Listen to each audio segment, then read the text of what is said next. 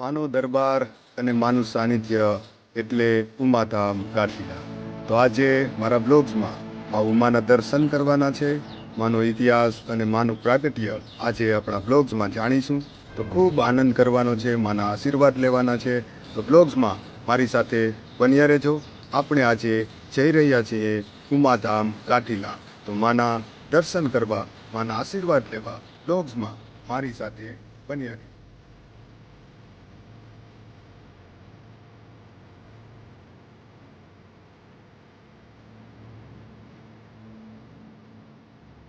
આ પવિત્ર જગ્યામાં પગ મૂકતાની સાથે જ એ પ્રતીત થાય છે કે અહીં દિવ્યતા છે, ભવ્યતા છે અને સાથે સાથે માં ઉમાના આશીર્વાદ. એવી પાવનકારી આ ધરતી એટલે ઉમાધામ ગાંઠીલા. તો માના સાનિધ્યમાં આપણે આવી ચૂક્યા છીએ.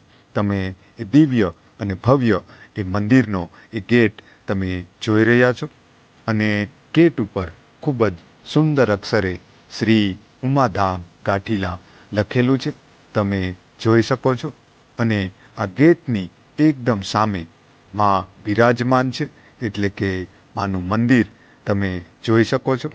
તો ચાલો સાથે મળીને માના આશીર્વાદ લઈએ. માનો આ દિવ્ય અને ભવ્ય દરબાર પહેલેથી જ દિવ્ય અને ભવ્ય ન હતો. ઘણા વર્ષો પહેલાં આ જગ્યા ઉપર વાડી હતી, ખેતર હતું અને આ જગ્યા એકદમ વિરાન હતી.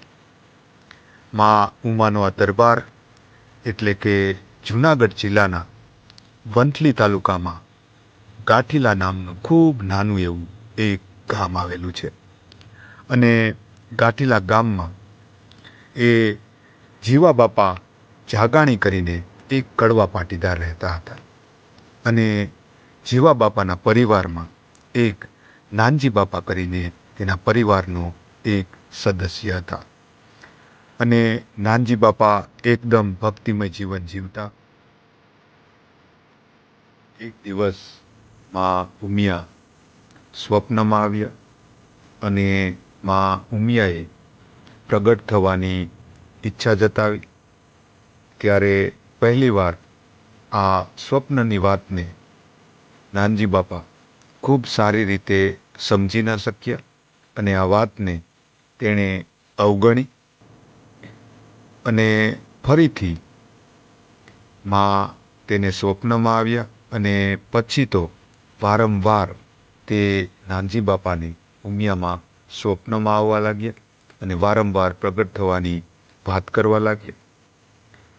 અને નાનજી બાપા શિક્ષિત હતા, તેથી તે આ વાતને બધાને કહેવામાં થોડો સંકોચ અનુભવતા હતા. કારણ કે આ આધુનિક સમય છે. આજના સમયમાં જો આપણે આ સ્વપ્નની કોઈને વાત કરીશું તો આપણા દાંત કાઢશે, આપણી હસી ઉડાવશે. આવા ડરથી નાનજી બાપા પોતાની આ વાતને કોઈને કહી નહોતા શકતા અને અંદરને અંદર પોતે મૂંઝાતા હતા. એક તરફ માં ઉમિયાનું સ્વપ્ન અને એક તરફ આ સંસાર, આ બંનેની વચ્ચે નાનજી બાપા એવા તો ફસાઈ ગયા કે તે એકદમ ઉદાસ રહેવા માંડ્યા. તેને એવું લાગવા માંડ્યું કે મારે આ વાત કહેવી તો કેને કહેવી. એટલે તેના તે સમયના મિત્રો હતા, ગામ લોકો હતા, તે નાનજી બાપાના સ્વભાવથી ખૂબ સારી રીતે પરિચિત હતા. તે લોકોને ખબર પડી ગઈ કે નાનજી બાપા ક્યાંક ને ક્યાંક તકલીફમાં છે, તેને કોઈના કોઈ એવું દુઃખ છે કે તે ઉદાસ રહે છે.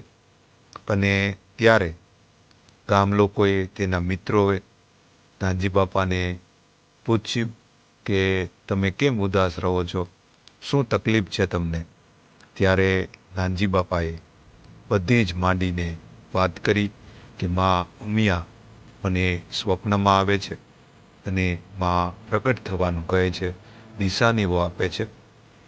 ત્યારે ગામ લોકોએ ખૂબ જ હરખ અને આનંદથી નાનજી બાપાને કહ્યું હતું કે આ આપણા ગામ માટે ગૌરવની વાત કહેવાય, આપણા માટે ખુશીની વાત કહેવાય. તમે મૂંઝાતા નહીં. હવે જ્યારે પણ તમને ઉમિયામાં સ્વપ્નમાં આવે ત્યારે અમને વાત કરજો.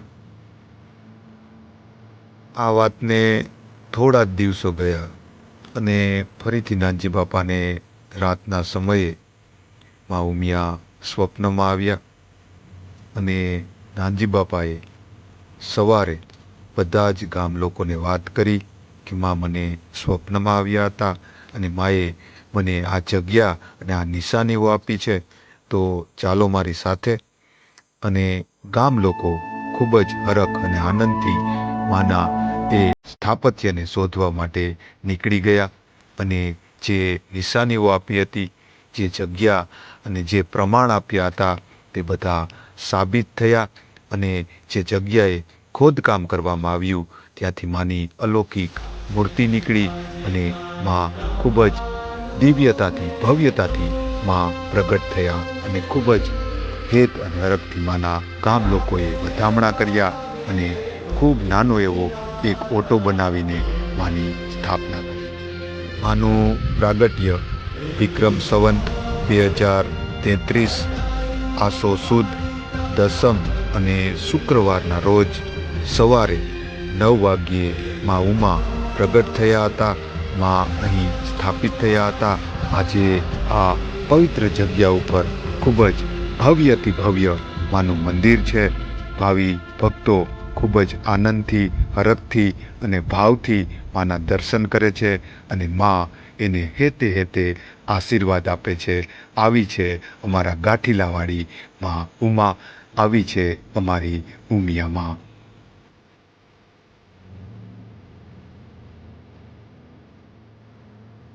માં ઉમાના આપણે બધાએ ખૂબ જ હરખ અને આનંદથી દર્શન કર્યા. હવે માં ઉમાના મંદિરની એકદમ બાજુમાં ઉમેશ્વર મહાદેવનું મંદિર આવેલું છે. તો ચાલો આપણે ઉમેશ્વર મહાદેવના દર્શન કરીએ. ઉમેશ્વર મહાદેવનું મંદિર પણ ખૂબ જ ભવ્ય અને દિવ્ય છે, તમે જોઈ શકો છો. ઉમેશ્વર મહાદેવ મંદિરનું જીર્ણોદ્ધાર એપ્રિલ 18થી 20 અને 2008માં ઉમેશ્વર મહાદેવના મંદિરનું જીર્ણોદ્ધાર કરવામાં આવ્યું. એટલે કે અહીં શિવલિંગ સ્થાપવામાં આવ્યું અને ઉમેશ્વર મહાદેવની આ ઉમાધામ મંદિરની એકદમ બાજુમાં સ્થાપના કરવામાં આવી. તો ચાલો આ પવિત્ર શિવલિંગના આપણે દર્શન કરીએ. ઓમ નમઃ શિવાય.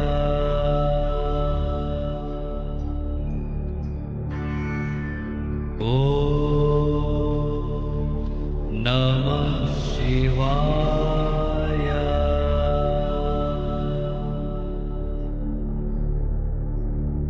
ઓમ નમઃ શિવાય. ઉમેશ્વર મહાદેવના આપણે દર્શન કર્યા.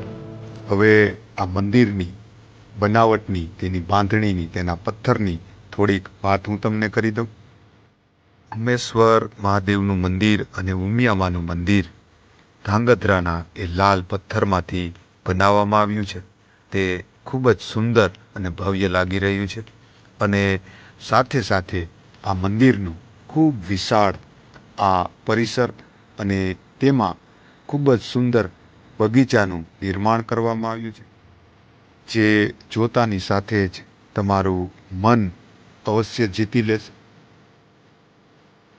ઉમાધામ ગાંઠીલાની સૌથી અગત્યની અને મહત્ત્વની વાત મને એ લાગી કે ભક્તિની સાથે સાથે અહીં આધુનિકતાના પણ તમને દર્શન થશે અને સાથે સાથે અહીંની જે વ્યવસ્થા છે તે ખરેખર ખૂબ સુંદર છે. અહીં મંદિરમાં તમને ક્યાંય પણ કચરો નહીં જોવા મળે, એટલું સુઘડ અને સ્વસ્થ આ મંદિર છે અને સાથે સાથે તમને અહીં ભવ્યતાના અને દિવ્યતાના દર્શન થશે. તો અવશ્ય તમારા પરિવાર સાથે તમે માના દર્શને આવજો. તમને અહીં ખૂબ મજા આવશે અને સાથે સાથે તમને માના આશીર્વાદ પણ મળશે. તો આ જગ્યા ખરેખર જોવા જેવી છે, દર્શન કરવા જેવી છે. તો અવશ્ય એકવાર ઉમાધામ કાઠીલા તમે અવશ્ય પધારજો. તમને આનંદ આવશે, તમને મજા આવશે અને ફરીથી આવવાનું તમને અહીં મન થશે. કારણ કે આ જગ્યા માનો દરબાર છે અને ખાસ કરીને મા ઉમિયાના અહીં આશીર્વાદ છે. તેથી આ જગ્યા પવિત્ર અને પાવન છે. તો આ જગ્યામાં તમે અવશ્ય આવજો અને અમારો આ વિડીયો તમને કેવો લાગ્યો તે લાઈક કરજો, સબસ્ક્રાઈબ કરજો અને યુટ્યુબ ઉપર અમારો આ વિડીયો તમે નિહાળતા હો તો સબસ્ક્રાઈબ અવશ્ય કરજો. કારણ કે તમારા સાથની, તમારા સહકારની અમને ખૂબ જરૂર છે. જય મા ઉમિયા બધાનું કલ્યાણ કરે.